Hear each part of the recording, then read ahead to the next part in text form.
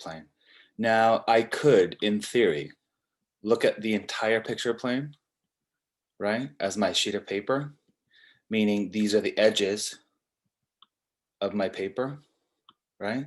I could zoom in even further, or I can sort of zoom out, meaning I can have my picture plane a lot bigger in terms of its scale. So I have more areas in terms of edges of my sheets of paper. Now that really depends on what I want as the maker. For the sake of the demo, I'm gonna make it the same scale of my picture plane, okay? Did that make sense? Yes. Okay. Let me stop screen sharing. And then let me go back to my reference.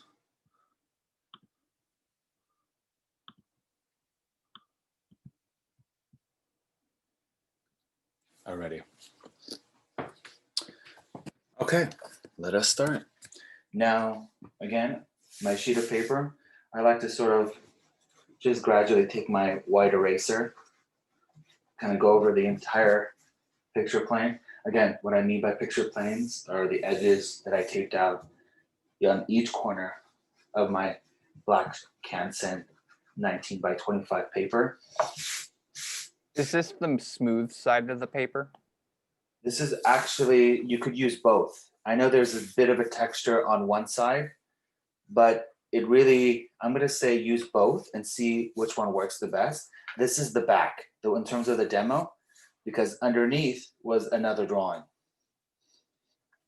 To answer your question, Dio? Yeah, I just knew there was a different tooth or hand on both sides. There is more of a toothier surface quality to the front side, but then the back side has more of almost a shinier, softer side. To my knowledge, I actually work with both.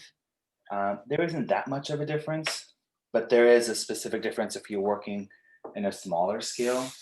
Like if you were maybe working with more water-based mediums on the tone paper, that could also shift the tooth or the sort of the grindiness of that surface quality. But within the Prismas, you should be okay. Okay. All righty. Now, Why do you go over it with an eraser? so just removing any excess dirt, any excess. Oh, I see. And sort of clean some of those edges because I did have some scuffier marks. Okay, I have my apple green. That's my preliminary palette. Okay, I'm going to be using. And again, I like to really hold it less more of a pencil. So from my index and my thumb and my middle, so my 3, I don't want to hold it like this. I want to sort of hold it with my index in my middle on the top and hold my thumb right about here towards the middle and kind of work like this. But then I also like to control the head of my colors, specifically the apple green, tip and sort of apply more pressure this way, okay? And at this stage, I don't want to be really aggressive at all. I want to be really, really mindful in terms of the really lighter marks I'm going to make. So if I made any errors or I made any mistakes, I can then go back and start to erase, okay? Let's put this into practice. Let me just pull up the reference, okay? So I'm going to say right about, I'm really paying attention to the reference in terms of the scale. Right about here is where the sort of that browner sort of side of the wing is. Right about, I would say, here is where, actually no, it's actually a little bit lower. Right about here, okay, is where the edge of the right side of the back of the head is, okay? And right in the middle, which is this sort of line I'm going to make here, just straight down. I know it's a little bit harder to see, is where that tip of that feather is. And I'm going to make these series of diagonals. From here, that's where that sort of eye socket is. And if you really start to pay attention to the reference, hold on. I'm going to send you guys the reference as well in the chat, because I also want you to have a copy of it. So what I'm talking about, you'll be able to download yourself and you can see it. Let me know if you guys got it. So it's in the chat. Got it. So right about, I would say, it's a little bit lower. It's almost, if I make a horizontal line from here to here, that's where that sort of almost the eyebrow of the bird is, okay? And it's right about here. Okay. I have my beak, which is almost sort of between this picture plane. So if I made a line right about here, almost in that center, okay, I can then start to figure out, okay, so if that's where the eye is, right about here is where my nose is. Okay. Or I should say, excuse me, not nose, the beak. Okay. But then I can then now look at the bottom of the mouth, which would be, in theory, right about here. Make another diagonal. The reason why I make these diagonal lines is sort of to figure out the scale between underneath the brow, the beginning of the feathers of where the mouth is, excuse me, where the beak is to the edge of the mouth, which is right about there. But then I also want to kind of make a general composition of the head, right? And this is tricky because we know there's a lot of feathers on the bird, right? Trying to figure out what it looks like in relationship to my reference. I'm just going to gradually make a circular mark to sort of indicate, okay, so that's where the feathers are, begin and end. Again, from my picture plane, they start to go from here, come downwards.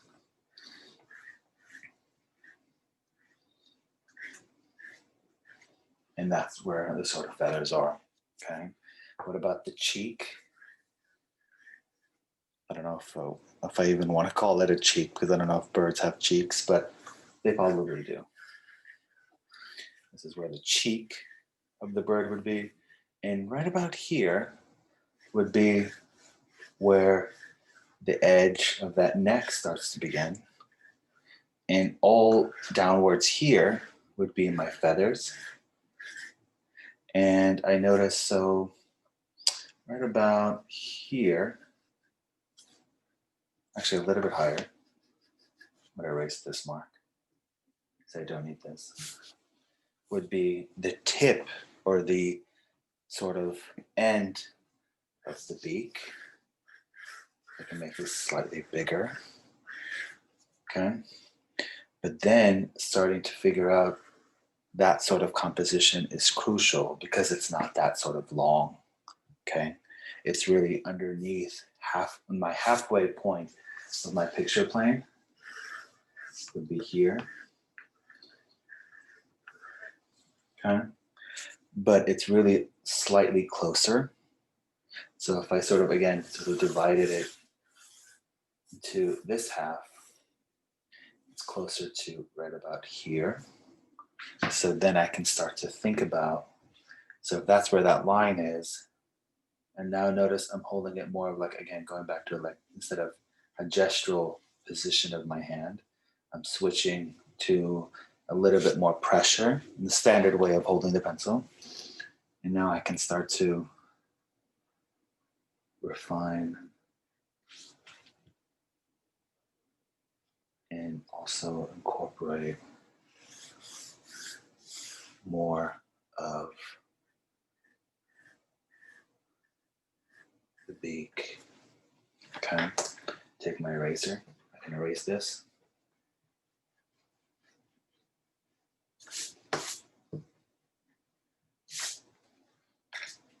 But then now I can also look at this tip and now sort of figure out where this ends and where it begins. I'm actually noticing it actually ends closer to right about there. Because it's not beyond the halfway mark, sort of closer within that. Go back to sort of gesture position, using my index to hold my tip.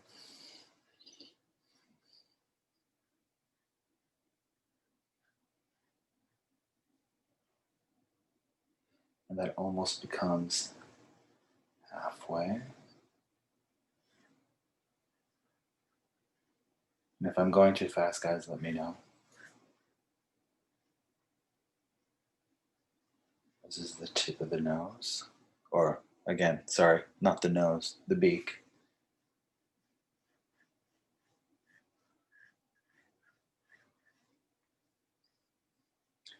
This is where the beginning of that second socket would be.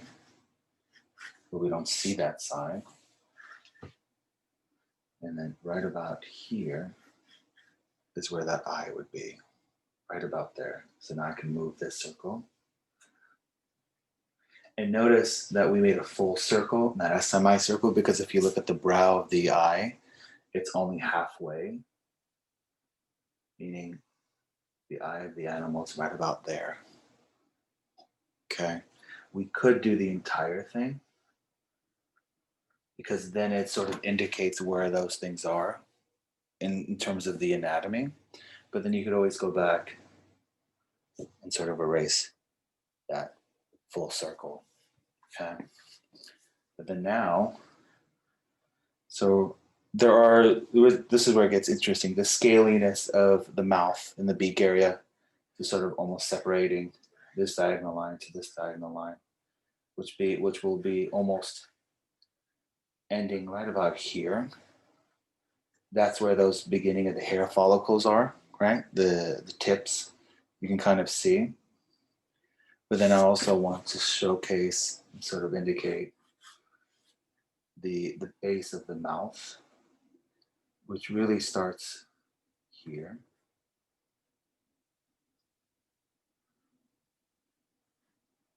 And then I can also refine this edge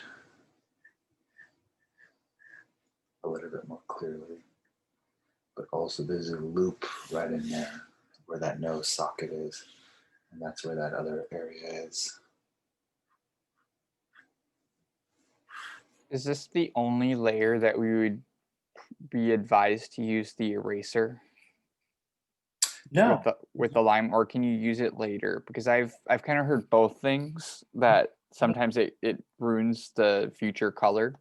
it does in terms of the amount of layers. Let's say if I added 2, 3, 4 layers and I made a mistake, and if I erased, all of those layers will come off. So I have to be mindful to add, the same or actually maybe different colors on those areas of the sheet of paper, because at this stage we want to make the most mistakes, the most errors from our preliminary drawing. The more and more we start to look at how, like if we go further deeper towards the end finished process of the final layers and we made a mistake, you could go back with your white erasers and erase it, but you will remove a lot of those layers that you had before. It may also smudge. For example, if I sort of made this line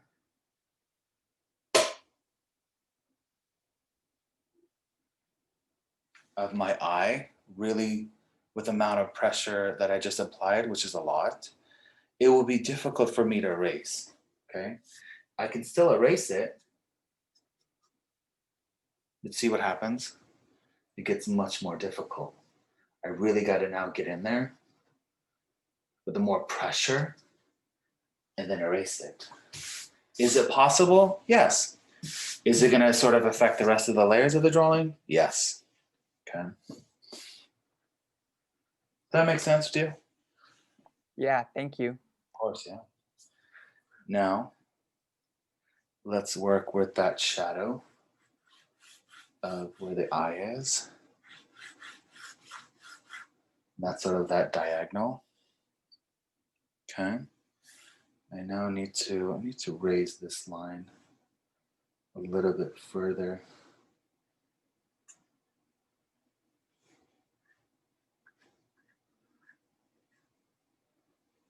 And there you go.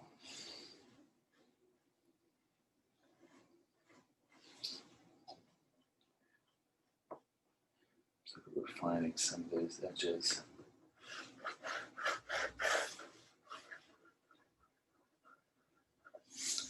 Okay, there you go. The beak looks interesting. But then right about here,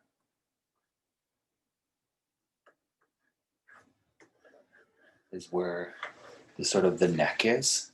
So this will be all value, okay? And right about here, and then here would be where the brown wing is.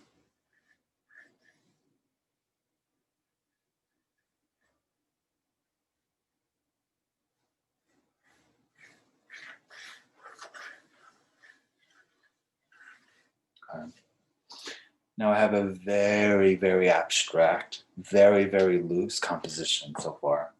I can now, again, always if you can, take your sharpener and just sharpen your pencils constantly because you want to use the side of your pencils. And now I can start to figure out now the length of my feathers.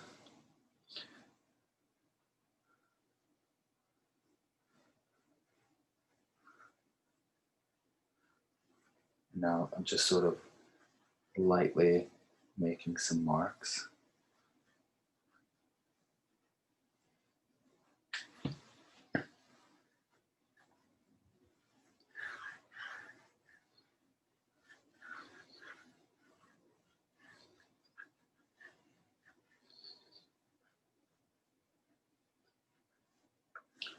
Look at the side of the cheek. Notice that this is where it gets interesting. We have feathers here, right? And then right about here, it gets almost softer. So I need to remember that. So I want to make a sort of circle and then sort of gradually connect those areas together. And I'll do this more with value. But I just want to sort of line in that composition.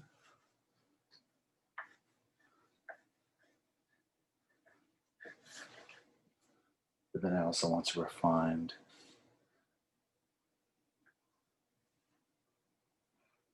this mouth. Okay, and then now I can start to see where this area would be.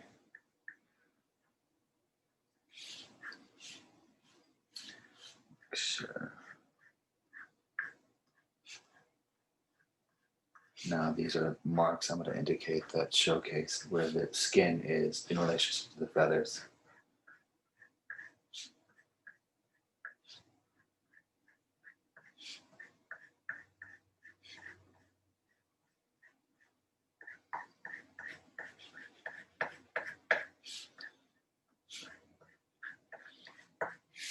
Okay.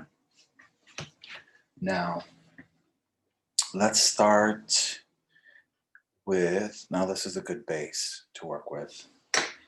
I'm now going to switch to, and you could also follow along in this process if you're working on just a sketch. Because you have a copy of the reference. I'm going to take some indigo blue, going to sharpen it. Also going to take some darker brown. I'm just sharpening some of these edges of the pencils. Do they make sketchbooks that are all black paper? Yes. I believe they have them at Blick.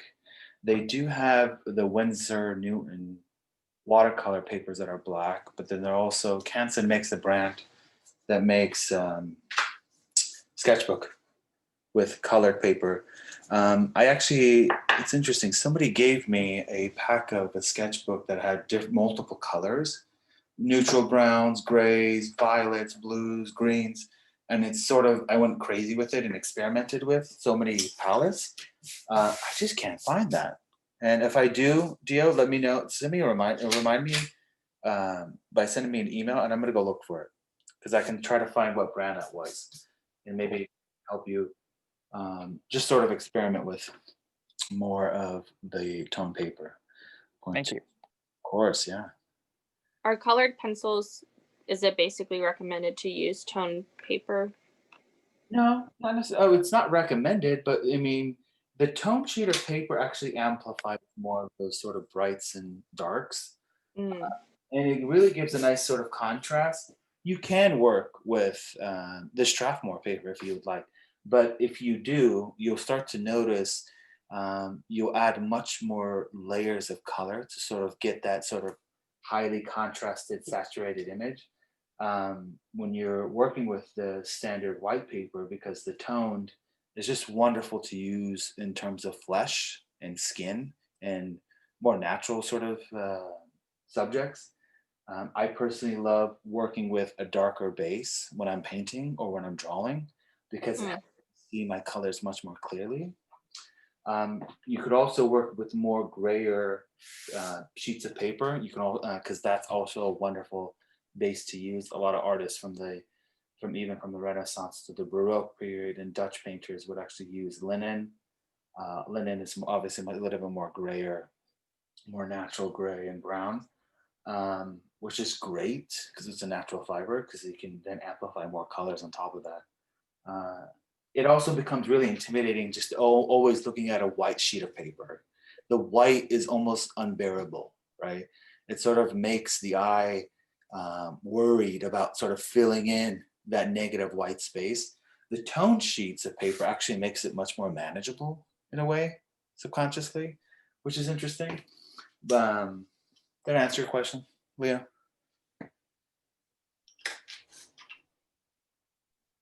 Leah, can you hear me? Did we lose her? I think we might have lost Leah. Hold on, let me go back to that. No, I see her. Are we losing her?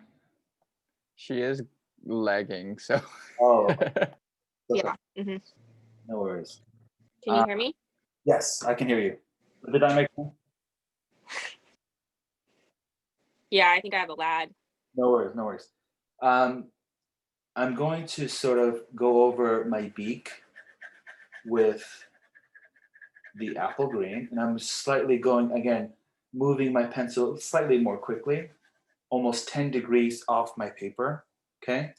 And I'm just gonna add a value, a slight, very, very light value over my beak.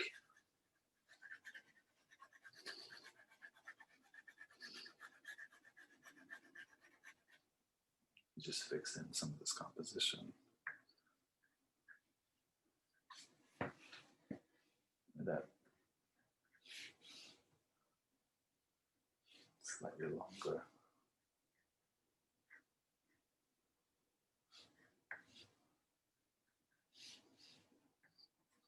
There you go.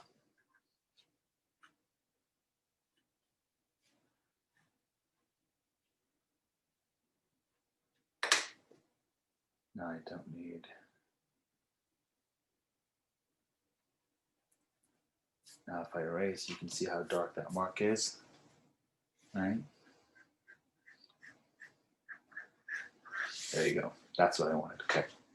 So then now, working from dark to light, I'm going to add, again, not with too much pressure, okay? Because I notice there's a value between a cooler beak and almost a dark right about here, and then gradually goes to almost a flesh pink to a true blue white, okay?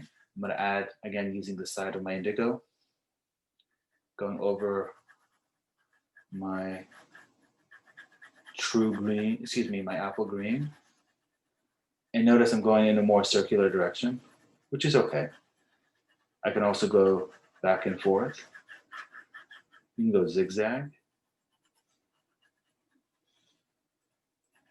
And I want this color to be a lot cooler.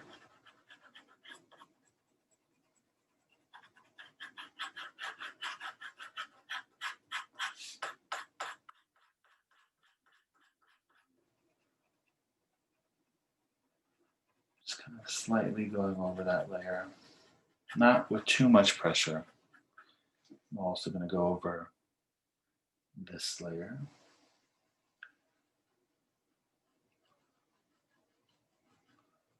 And you can start to see how it blends tonally, which is great. Okay. But then right about here, where that sort of pinky, bluey, violety color is with all those white spots is fantastic. So I'm going to go over it with a little bit of the apple green as my base. And I'm going to go over the general area. But then I'm also going to switch to my indigo and add another layer on top of that.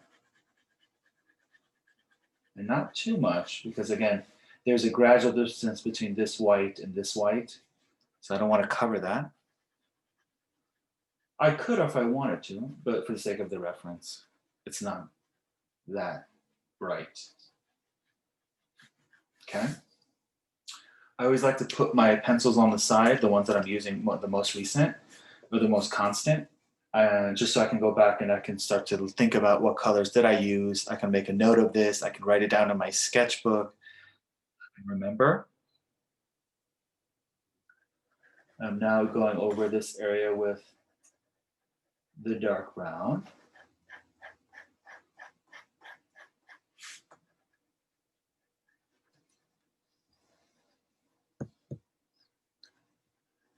Are you applying low pressure on all the layers? At this stage, this is still layer number one. Okay. Once we add third, fourth layer, it's going to be a lot more pressure. But really figuring out my darks first to kind of block that in there, start to modeling some of my darks. Do you usually have a maximum of how many you use for your first layer? Yes, in terms of just eliminating those palettes. Again, always starting off with my apple green, that's one. Then I work with my dark tones, which is more my indigo blue, my dark brown. I also add a little bit of crimson red. Let me pull that up. So the crimson red is, oh, excuse me, that's not the right color. It is right here. Crimson red, which is right about here, which is again another primary. And I like to use some of the crimson red because again, if you sort of incorporate more of the reds and the indigos together, you get a nice, beautiful violet. And I will actually add another layer of red on top of this on certain areas because I want it to be much more violety instead of cool blue. Okay. So the and why not just use the violet? Because I want to learn how to mix them together first. And the violets in the actual kits that's available, you pull that up. For example, if I added this violet, this is not the right violet that I want. That violet right, what color is this? This is mulberry. But then if I had just raw violet, it may be too bright. So let's put that into practice. Because you want them more as a tone rather than a color? Especially at this early stages. I can then go back and add more color, like these two, mulberry and the violet, to the second or third layer. But really working with a limited palette, if you can, try to just work with these colors at this stage. So at first would be the apple green, second will be the indigo, third would be the dark brown, and then fourth will be the crimson red. All in a very consistent light manner. Because if I added a very bold red, you can see how red that is, okay? So I can't really use that for my drawing. And this goes back to your earlier question, Dio, in terms of like if you add more colors later on in the drawing and you want to make some erasing marks, I can start, when you get it close to it, you can start to see it's still there. But if I go over it lightly with my apple green, a little bit of the indigo, you can technically still see that red line, technically, because I added way too much pressure.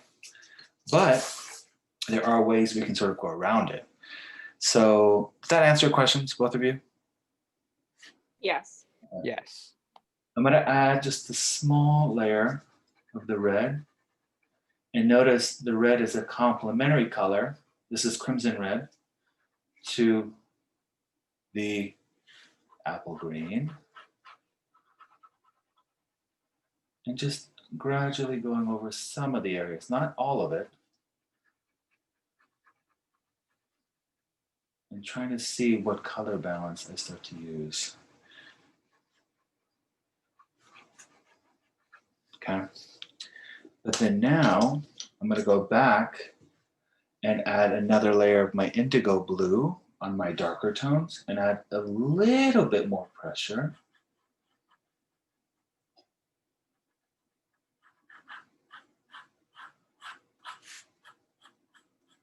And I actually like to work much more loosely here and sort of gradually push this sort of pencil like a brush. That helps me sort of apply a little bit more pressure instead of holding it like a pencil and going like this, which I don't want, because I want to gradually build each layer. And this is interesting to sort of see that texture evolve as well. Meaning that if I look at my beak, there's sort of the strokes that go up and down, right? In terms of mark making. And it's interesting. And you said you're using crimson blue? No, I'm using negative blue, excuse me. Oh, This sorry. Okay. crimson red is right about here. That's what I use before this blue.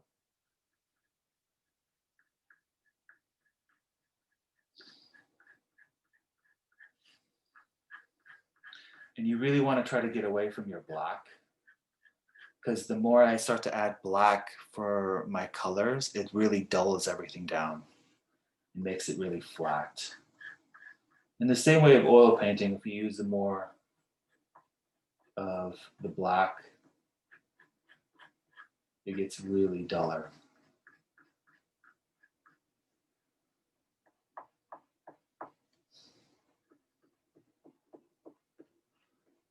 Notice I'm adding more pressure.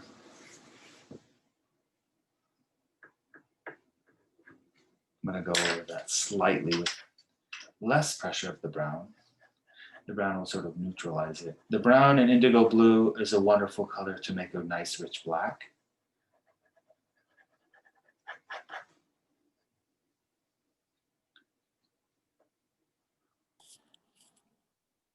If we use it last, can we use black for the pupil of our animal?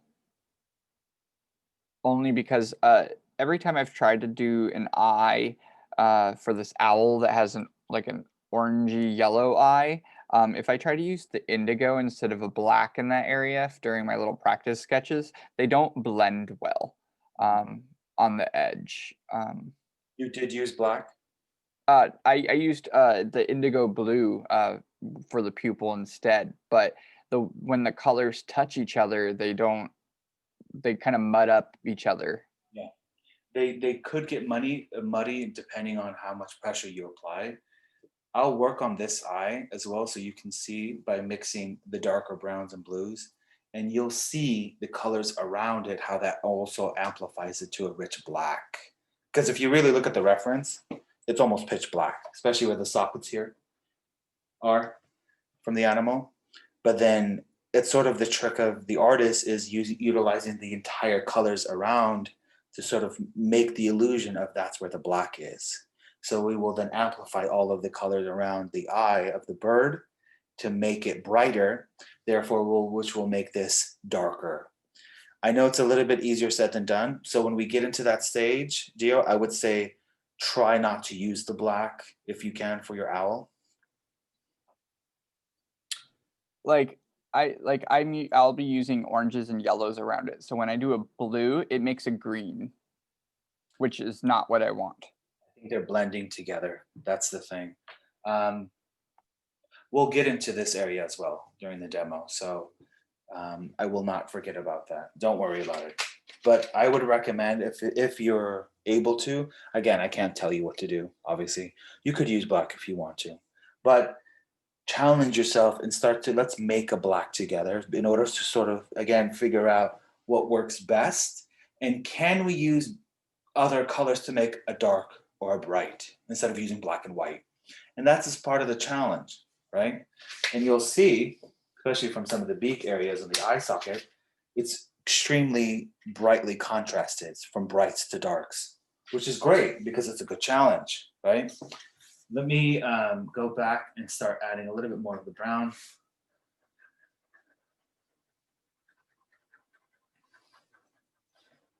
But then now, Are you using dark brown or sienna brown? Dark brown, okay. But then now I want to now switch to, I'm going to use, where's that true blue? There it is. I'm now switching to true blue, okay, at this stage. And I'm just going to lightly blend a layer of this lighter, excuse me, lighter blue with some of those colors I mixed underneath. What I also can do, I can zoom in so you guys can see it better. Is that better or worse? Come on. That's better. I think that's better. We get to see the strokes that you're making. Perfect. Oh, that is better. Okay, good.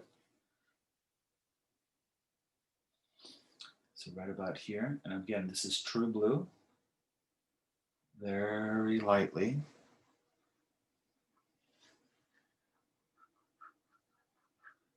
Make some middle. This is now layer number 2.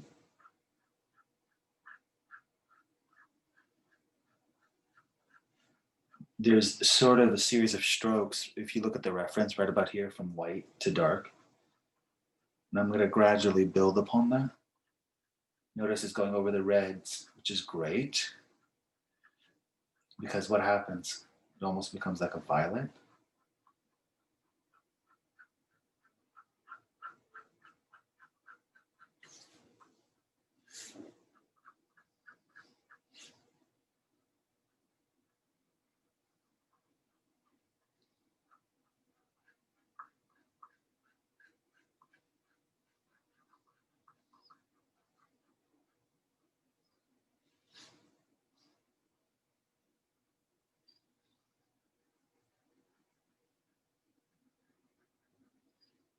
Go a little bit quickly.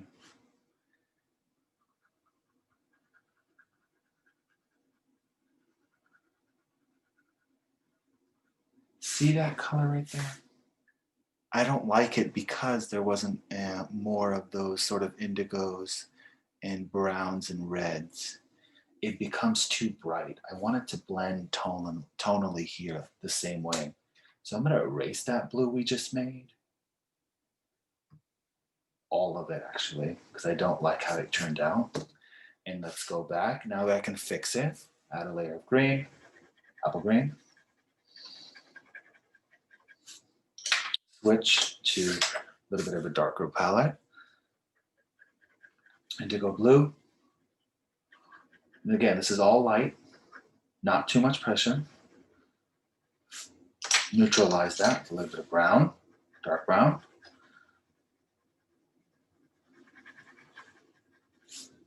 And then go over it slightly with a little bit of red. Now, go back, add my true blue. There you go. Now it sort of blends with all those wonderful layers that I added underneath. I don't want it too bright because I want this to be a middle tone, which is a middle light. The more I start to add a mark like that, that's a big jump.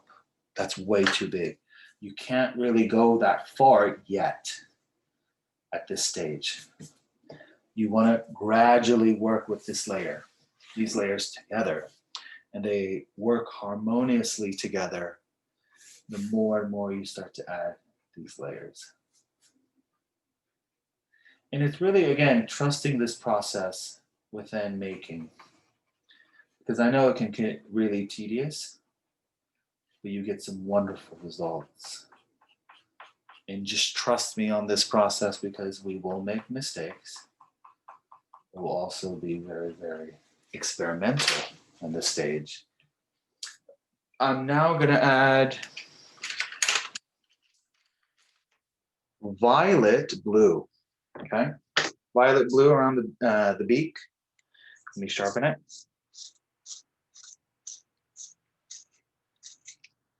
And I'm sort of focusing on this area here only, and I'm going to work my way around. There is no wrong way to do that, right? You can kind of work layer by layer in terms of the entire drawing, but I'll leave that up to you. Just for the sake of the demo, we're going to work with just sort of this process. Notice I'm just making direct vertical lines going down. Go over this layer here. Do you see how bright that is? That violet blue? It's a big difference, right, from the indigo. I also could neutralize it to make it a little bit more just sort of pinker with some crimson. Let them have a conversation together.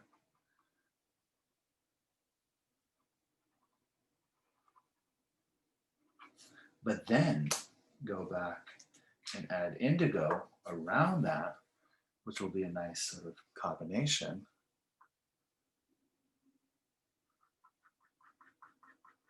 It blends all three of those colors together. Does this material work very similarly to a polychromo? To a what, do you? The polychromo color pencil. Do you know if are these similar in quality? I've actually never worked with polychromo pencils. What are they exactly? Looks like they're just a different type of colored pencil. I'm just looking at other color fusions online and whatnot. I was just curious if you knew if they were the same concept or if they were a different material. Yeah. I haven't personally worked with them, so I wouldn't have the best sort of feedback to give you on those. I've used Prismacolors multiple times and I've found them to be the best. There are other brands that I use. I'm trying to think. I think Strathmore makes a brand. DeWitt makes another brand. Blake makes a brand. Winsor Newton makes a brand. But I found the Prismacolor sets the most successful because they have the most pigment and the most sort of color aperture in terms of like tonal variations. And what's wonderful about them, since they're oil based, you can blend them beautifully. But to be honest, I don't have any experience with that color. You said, what was it called? Polychromos. I have never worked with them, but I will look into it and see what happens. Because you never know, right? It may work even better. Now going over this area with indigo blue, kind of blend some of those areas together.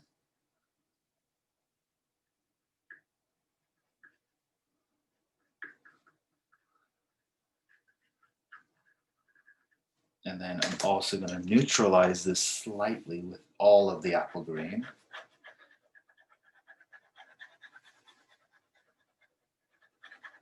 Add a thin layer. But then now, switch to the lighter blue. And this, I want to see what colors come out. Yeah, this is really light.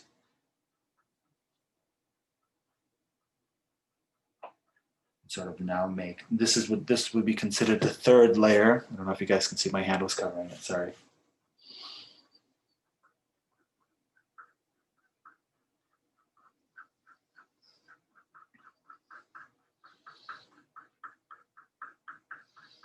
Notice we're not using any white. We're not using any black. And this is the sort of the wonderful surprise that happens once you mix other colors to make a dark, to make a light.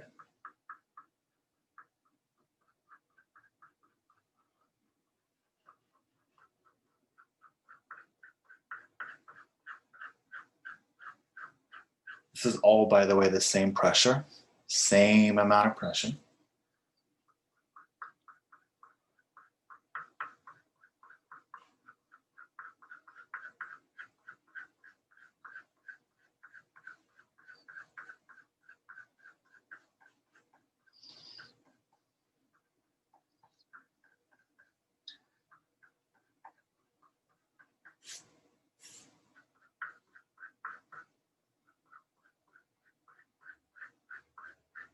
And I can almost feel the colors sort of mesh together, okay?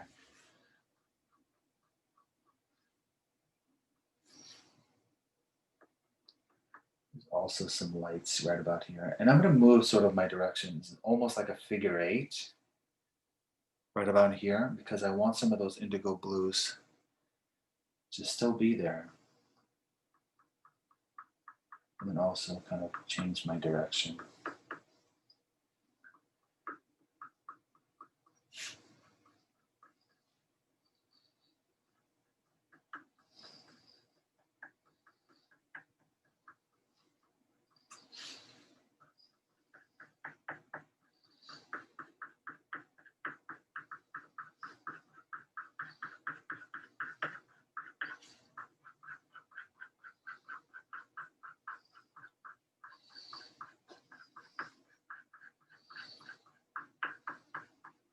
Do you see where that violet is now coming up in terms of that color? It's because the colors that we added before, the blue violet, the crimson reds, are all starting to sort of move up to the surface of the paper.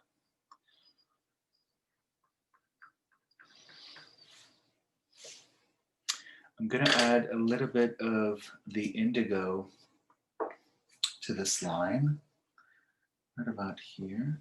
Go over it with my apple green.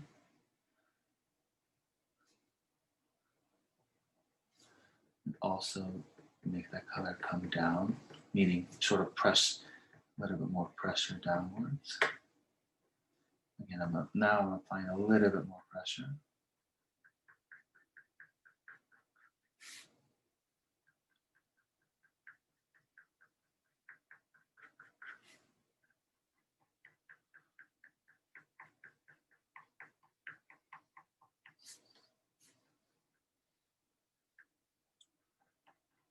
Okay, go back to that lighter blue.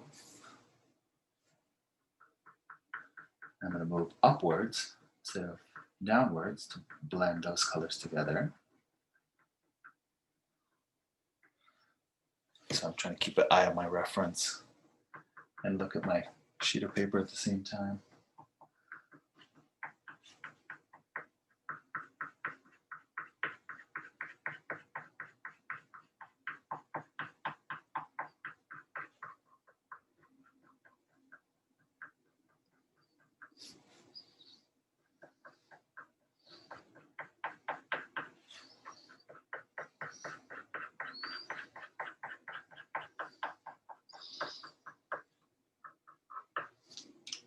Okay.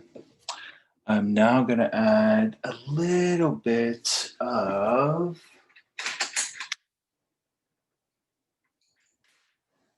see what color comes out. Okay. I'm going to use a little bit of the poppy red just to kind of amplify some of those colors.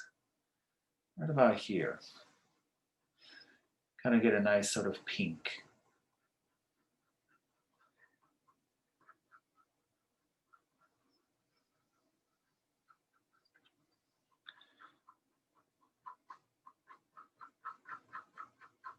Okay, I'm going to also put that on my side.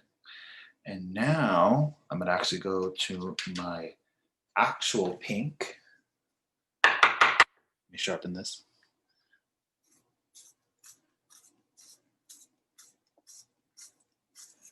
And I love using pink as a light because you'll start to see, oh, sorry. My phone was acting crazy.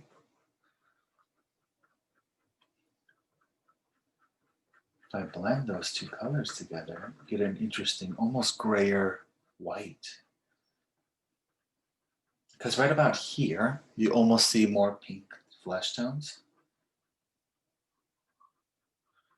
And you can start to see, the more I'm looking at it, there's almost a highlight of a pink color in that beak towards the edge, which is interesting.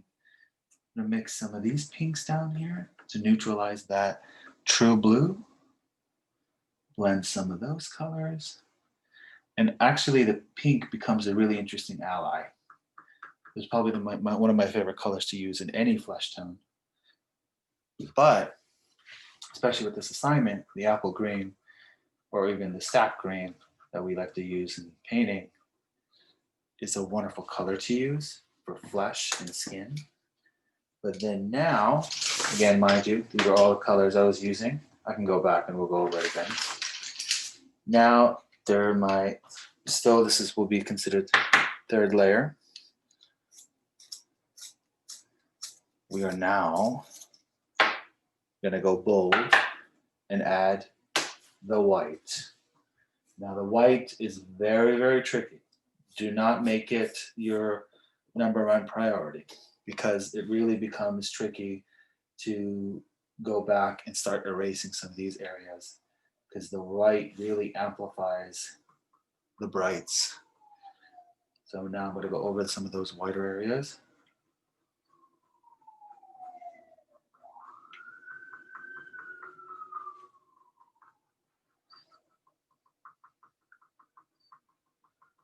So I'm almost going really quick.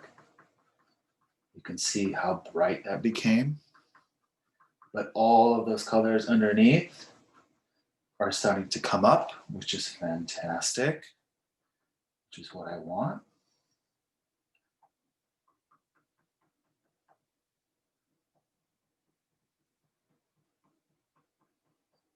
I see. The white kind of fuses with everything underneath it and pops it up in like a white tone of that color. Exactly. And it gets really exciting because I know sometimes when we look at, let's say, for example, Brooks zebra, for example, it could just be read as black and white, right? But it not necessarily. The more and more we start to examine, really start to pay attention to our reference, we can start to see it's not just white, it's not just black. There's so much colors that are underneath there.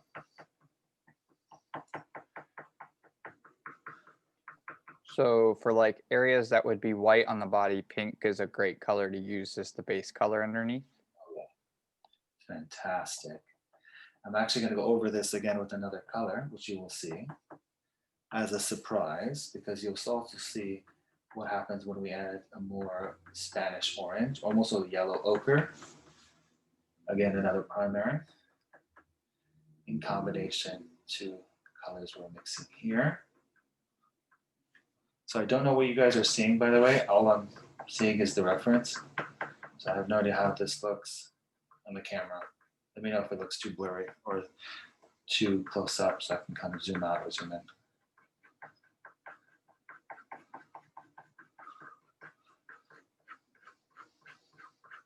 Making larger marks in terms of strokes. This is almost what, like 3 inches long.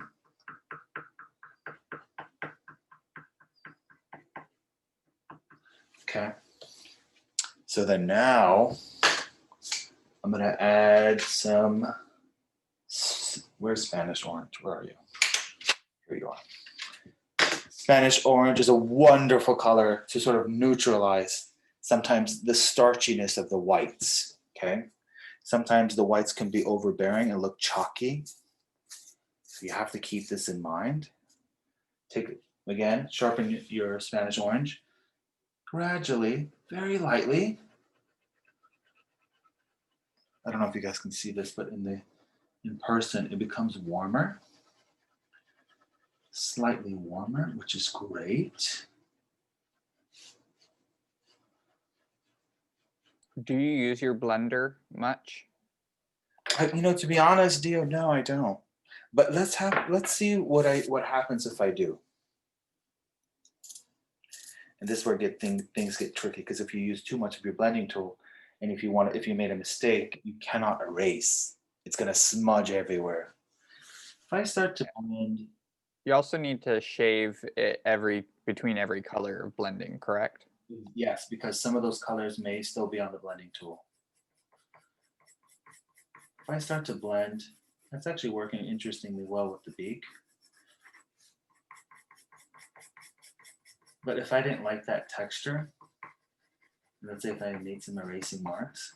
Probably better on smooth surfaces, or things you want to look smooth. Yeah. which is the beak, which is actually, it could work. But I personally like some of those rougher marks that I made earlier to show.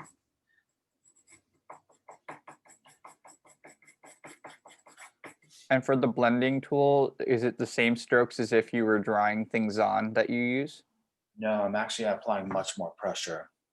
Much more pressure. And that also depends on some of the swatches I'll make earlier and see how well and how sort of dark and light some of those areas blend. I'm gonna go back over some of these areas because I noticed there's more indigos. What questions, guys? What else do we have questions about? This is great. Keep going. Keep asking questions, please. I highly recommend it. This might sound silly, but what do you mean by swatches? So, you know, from last week that, excuse me, from last class that we had our drawing paper divided into some of those squares that we had. You didn't get to that part with our class. No, I know. I was gonna Oh. say we didn't have time to do that, but I want you, if you can, to use your other sheet of paper to make series of swatches. What I mean by swatches is, again, doesn't really matter in terms of the scale. Just mix some of the colors together. I like to make them in sort of squares of 1 inch next to each other and see what happens if I add indigo to brown, indigo to a lighter violet, indigo to red, indigo to pink, and you almost make a color grid. I see. Experiment. If you're not sort of comfortable enough to sort of tackle this head on, which is okay. Again, it's normal, but you could also sort of go back to your color wheel and say, wait, how did I mix some of these colors before? What colors did I use? Is it working within some of the drawing? Should I go back and add other colors? And so on and so forth. We did not have enough time to go over it, but let me go back to, I'm gonna move this drawing so we can cover that. What questions do we have about this before I switch the paper? Did this make sense? It makes sense. Okay. Mine looks very different, but If you guys, completely okay.